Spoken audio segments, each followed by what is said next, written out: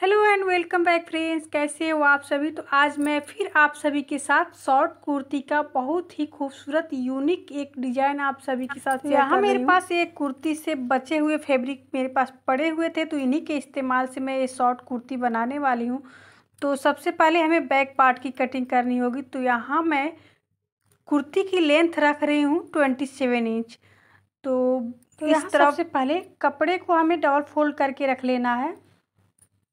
तो देखिए यहाँ 27 इंच इसकी लेंथ है।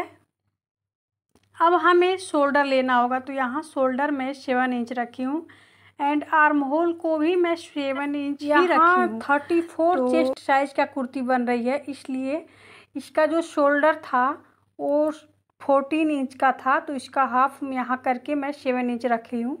अब देखिए आर्म होल को 1.5 इंच का ऐसे गहराई देते हुए हमें गोलाई शेप दे देना है। इसके बाद चेस्ट साइज लेना है, तो 34 का यहाँ पे चौथा भाग हुआ 5 इंच, उसमें 1 इंच लूजिंग ऐड कर लेंगे, तो 9.5 इंच ले लेंगे। वहाँ हमें मार्क कर लेना है। उसके बाद वहाँ से हमें नीचे 6 इंच पे एक मार्क करनी है। ये जो मार्किंग होगी बराबर होनी चाहिए मार्किंग होगी, तो यहाँ हमें 1 इंच माइनस करके लेना है। तो देखिए यहाँ चेस्ट से हमें तिरछा वेस्ट के साइड में तिरछा ऐसे लाइन ड्रॉ कर लेनी है। उसके बाद वेस्ट से हमें तिरछा नीचे के साइड में मार्किंग करनी है। तो ऐसे लाइन ड्रॉ करने के बाद हमें इसकी कटिंग कर लेनी है। और हाँ, इसमें 1.5 इंच मार्जिन छोड़ते हुए एक और लाइन ड्रॉ करने के बाद ही हमें कटिंग करनी है। तो देखिए इसके बाद हमें नेक की विड्थ रखनी है। यहाँ मैं 2.5 इंच रखी हूँ और 2.5 इंच ही इसकी चौड़ाई भी है और कटिंग कर ली हूँ।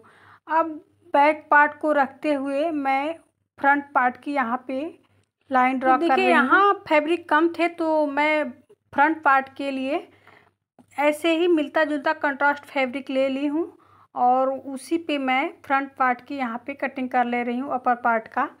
तो देखिए कुछ इस तरह कटिंग कर लेंगे। फ्रेंड्स, यदि कपड़ा अधिक हो तो आप सेम फैब्रिक यहाँ मिलता जुलता फैब्रिक इस्तेमाल कर ली हूँ। तो देखिए सेम बैक पार्ट की जैसे कटिंग हुई थी, सेम ऐसे ही फ्रंट पार्ट का लाइन ड्रॉ कर लेनी है। उसके बाद फ्रंट आर्म होल का भी यहाँ पे गहराई शेप देते हुए नेक को यहाँ मैं 6.5 इंच रखी हूँ और भी शेप में कुछ इस तरह ऐसे शेप देते हुए लाइन ड्रॉ कर ली हूँ। अब इसकी मैं यहाँ पे कटिंग कर लूँगी। तो देखिए कुछ इस तरह कटिंग करने के बाद हमें क्या करना है, नीचे का जो फैब्रिक है वो मेन फैब्रिक को हमें यहाँ पे जॉइंट करना है। तो यहाँ पे देखिए इस फैब्रिक, ये जो फैब्रिक था कम पड़ रहा था, तो मैं साइड से जॉइंट कर ली हूँ।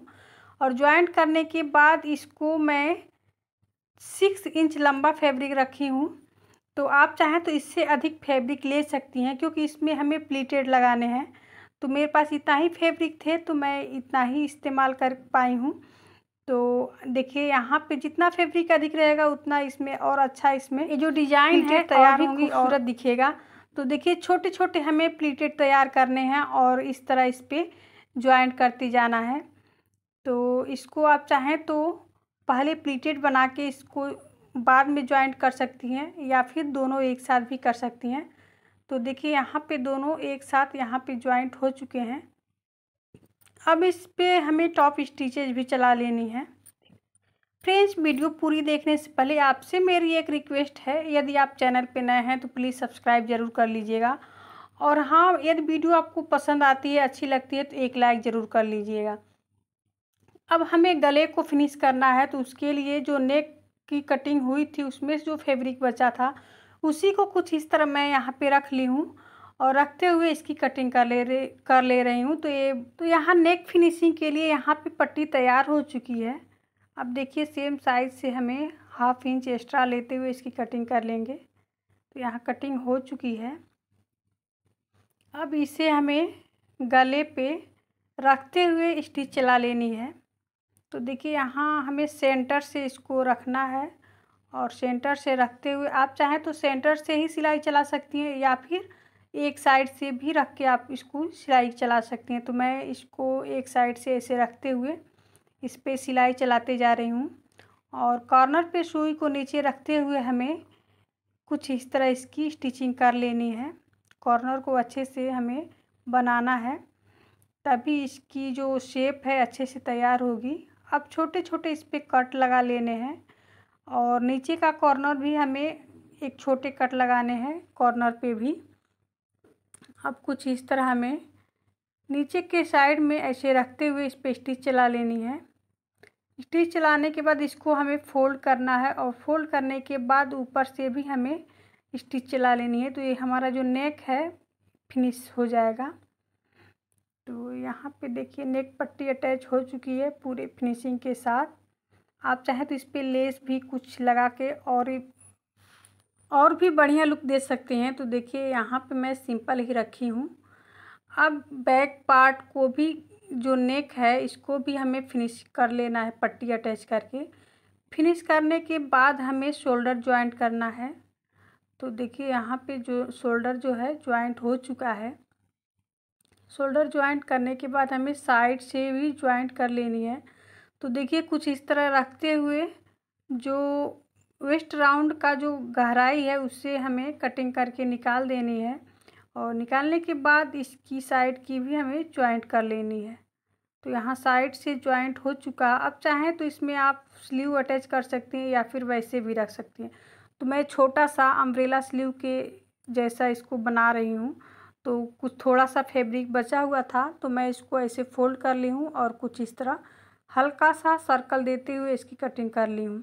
कटिंग करने के बाद हमें क्या करना है कि इसकी जो किनारी है इसको पतले फोल्ड करते हुए इस पर स्टिच चला लेनी है। आप चाहें तो इसको पिको करके भी ले सकती हैं। तो इसको फोल्ड करते हुए हल्के हाथों से फोल्ड करते हुए इस पर स्टिच चला लेनी है। तो देखिए यहाँ स्टिच कंप्लीट हो गई है। अब इसके सेंटर में छोटे से कट लगाएंगे और कट लगाने के बाद हमें शोल्डर पे ऐसे रखना है और सेंटर में, और सेंटर से ही हमें इस पे स्टिच लगा लेनी है। तो यहाँ पे स्टिच देखिए यहाँ पे स्टिच कंप्लीट हो गया लगभग।